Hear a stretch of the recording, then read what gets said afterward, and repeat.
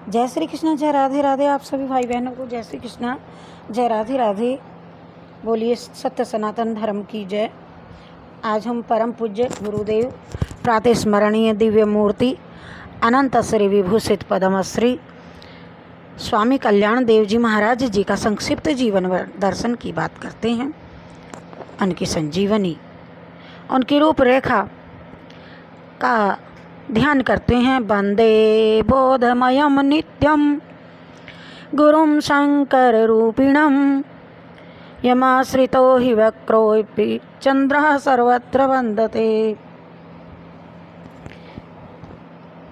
भारत के इतिहास में एक और पृष्ठ जोड़ने वाले भारत भूमि पर अवतरित साधु कुल के निर्माता, गंगा यमुना व सरस्वती जैसा निर्मल पवित्र तथा तीर्थ स्वरूप वीतराग पद्मश्री तपोनिष्ठ परम पूज्य गुरुदेव स्वामी कल्याण देव जी महाराज, जिनकी अवस्था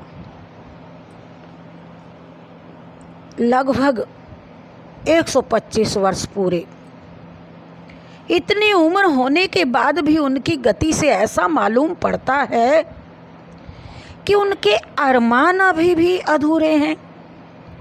और उनकी निगाहों से ऐसा मालूम पड़ता है कि जगत में जिस कार्य हेतु अवतार लिया है वह अभी पूर्ण नहीं हुआ है। उनके पवित्र अंतरात्मा का दर्शन करने से ऐसा अनुभव होता है कि जैसे कुछ खोए खोए, अर्थात जैसे कोई वस्तु खो गई हो और वह वस्तु न मिली हो तथा उसे पाने हेतु तत्परता दिखाई देती है।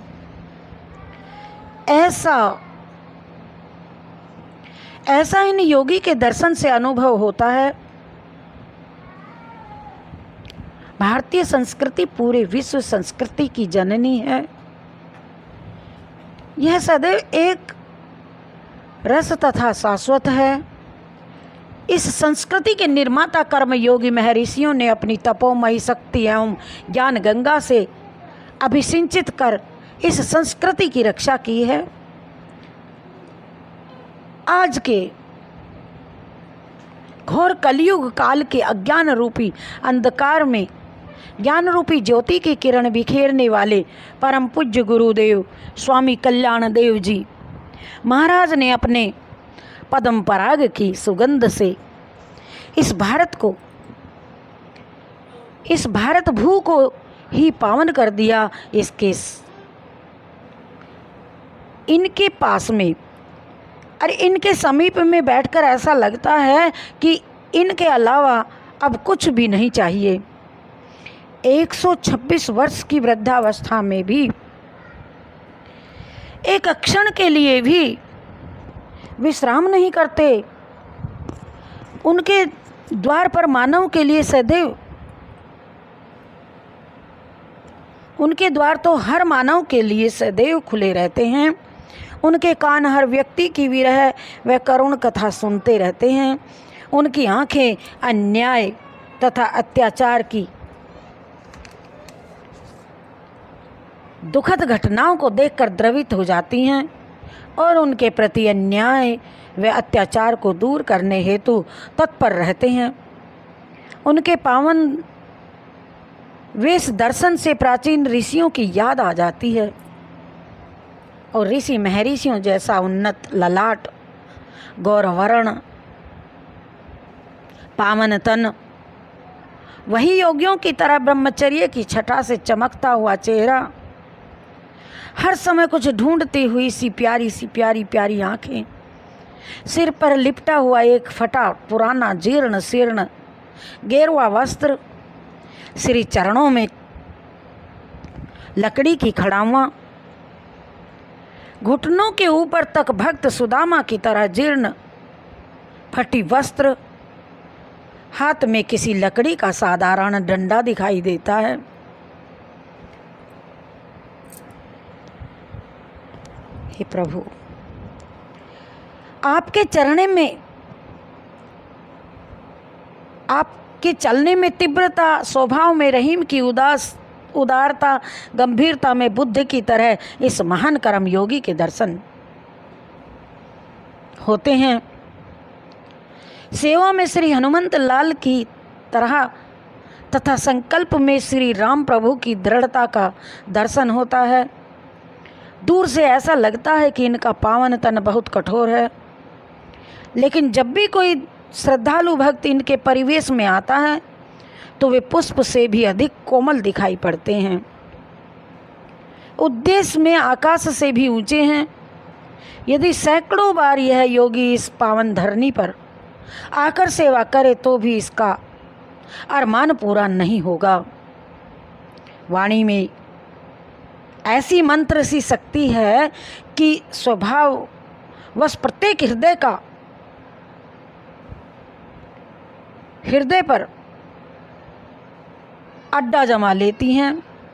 पूज्य गुरुदेव जी भारत भू के ही नहीं बल्कि यहाँ पर रहने वाले हर मानव के अरमान हैं तथा संतों के राजा व बादशाह हैं। विचारधारा में भारत के उत्थान हेतु राजा हरिश्चंद्र की तरह दृढ़ता झलकती हैं। इनका विचार तथा दृष्टिकोण अनंत मंजिल की तरह है। इस राहगीर के सामने 3-4 पीढ़ियां गुजर चुकी होंगी, परंतु अपनी मंजिल चलते हुए सबका सफ़र देख रहा है। अपने इरादों से बिल्कुल पौराणिक ग्रंथ की तरह, जिसके प्रत्येक पृष्ठ से त्याग, स्नेह, दया, क्षमता तथा सहिष्णुता की प्रेरणा मिलती है और भारतीय संस्कृति की धरोहर की रक्षा करने में पूज्य गुरुदेव जी ने सर्दी की ठंडी ठंडी हवाएं, गर्मी की तेज तपन तथा बरसात के कीचड़ को अपने आगे आने तक का मौका नहीं दिया। कांटे व कंकड़ युक्त रास्ते पर भी स्वामी जी ने पैदल पैदल चलकर गांव-गांव, नगर-नगर व बस्तियों में ज्ञान एवं भक्ति की बंसी बजा दी तथा सोए हुए व्यक्तियों में चेतना का स्वर भर दिया। मनुष्य 3 तरह से महान बनते हैं। एक तो महान कुल में जन्म लेने से बनते हैं, और दूसरे अपने पुरुषार्थ व मेहनत से,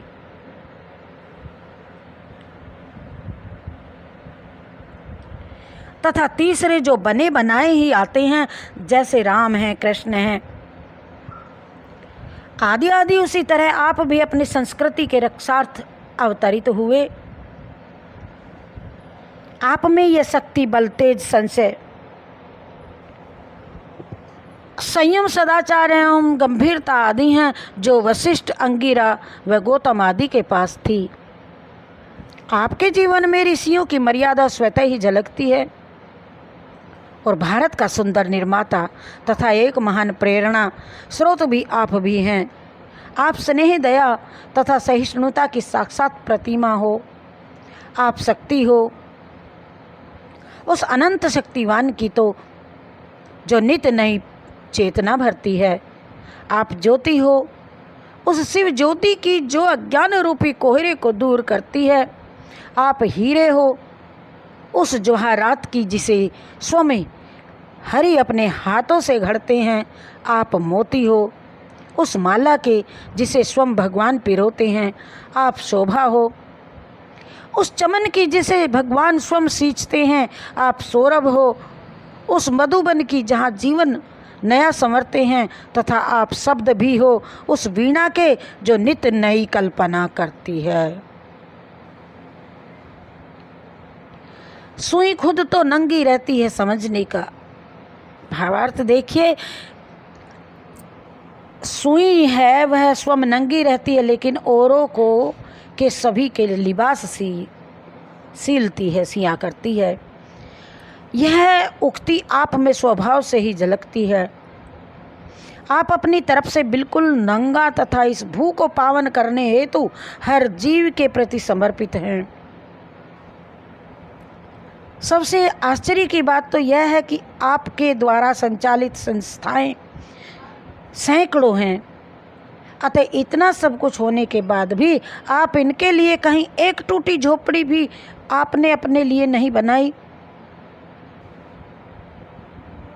जिसका विवरण आगे अब हम क्या बताएं। धन्य है आप जैसे महान ऋषि कल्प योगी, तथा धन्य है ये धरती जिसे आप जैसे महान सपूत सहंसा को पाने का गौरव प्राप्त किया। भगवान शिव जी भी जब विवाह में दुल्हा बनकर के गए थे तो मैना ने ये विचार किया कि मैं अपने दामाद की आरती उतारूं। तो वहाँ इतिहास साक्षी है कि मैना आरती की थाली सजा करके आती हैं। तो भगवान शिव का दर्शन करते ही मैना के हाथ से आरती की थाली छूट करके नीचे गिर जाती है। कारण जिसके भाल में ही चंद्र का निवास हो, उसके सामने एक छोटा सा दीपक क्या मायने रखता है। उसी तरह पूज्य गुरुदेव जी की महिमा तो अथाह समुद्र के समान है, तथा आप तो आध्यात्मिक जगत के सूर्य हो।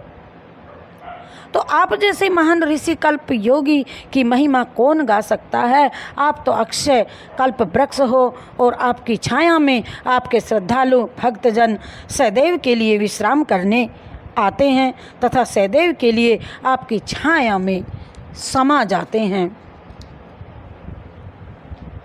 जय गुरुदेव। साधूनां दर्शनम पुण्यम तीर्थभूता ही साधवा तीर्थ फलति कालेन सदया साधु समागमा। अर्थात आप तो कृपा के अथाह सागर हो। आपकी महिमा का गुणगान करना सागर से एक लोटा जल निकालने के बराबर है।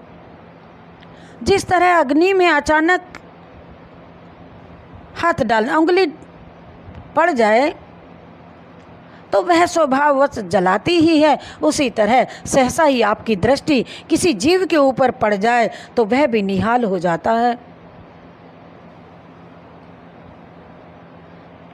यह तो इस महान कर्म योगी का संक्षिप्त जीवन दर्शन और एक बार महान आत्मा का दर्शन करने चलो हम सब आज इस वीडियो के द्वारा गुरुदेव जी के दर्शन चलते हैं कर रहे हैं। मेरे ऊपर पूज्य गुरुदेव जी की बहुत कृपा है। गुरुदेव जी ने मेरे जीवन को सजा करके हम संवार करके एक अमूल्य जीवन प्रदान किया है, उसके लिए मैं जन्म जन्म की ऋणी हूँ। आज जो कुछ भी मेरे पास है सब इसी योगी का दिया हुआ अमृत प्रसाद शब्द एवं वाणी है, और इस शब्द से अगर इन्हीं का गुणगान किया तो इसमें हमारी क्या विशेषता, अर्थात कुछ भी नहीं। अतः इस भाव से मैं इनकी महिमा नहीं गा रही हूँ कि इनकी महिमा पूरी हो जाए।